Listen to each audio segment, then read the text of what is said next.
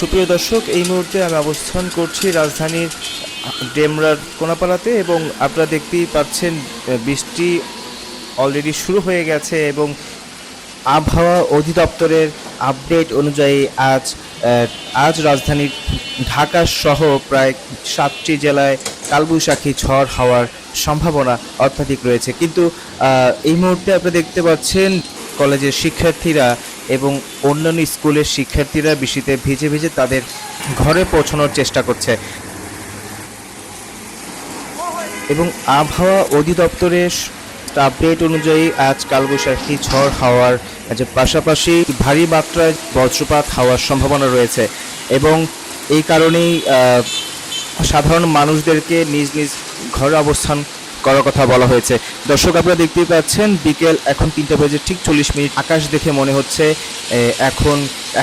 এখনই সন্ধে নেমে আসছে। দেখতে পাচ্ছেন বৃষ্টির যে বর্তমান যে পরিস্থিতি এবং আজ রাজধানীর ঢাকা সহ প্রায় 7টি জেলায় কালবৈশাখী ঝড় হওয়ার সম্ভাবনা অত্যাধিক রয়েছে। এই যে বিকেলবেলা স্কুলের শিক্ষার্থীদের এবং কলেজের শিক্ষার্থীদের ছুটি হওয়ার সময় এবং হয়ে গেছে ছুটি, ইতিমধ্যে তারা ঘরে ফেরবার চেষ্টা করছে এবং সাধারণ মানুষ বন্ধ দোকানপাটের ছাউনির নিচে আশ্রয় নিয়েছে এবং আপনারা দেখতে পাচ্ছেন যে ছাতা হাতে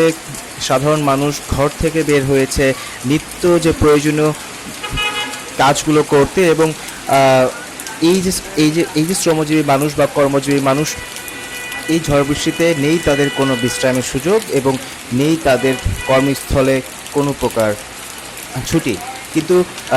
দর্শক, আপনারা এই মুহূর্তে দেখতেই পাচ্ছেন যে এই যে কালবৈশাখী ঝড় বা এই যে তুমুল বৃষ্টিতে আর কি উপভোগ করুক আর না করুক, কিন্তু স্কুল এবং কলেজের শিক্ষার্থীরা এবং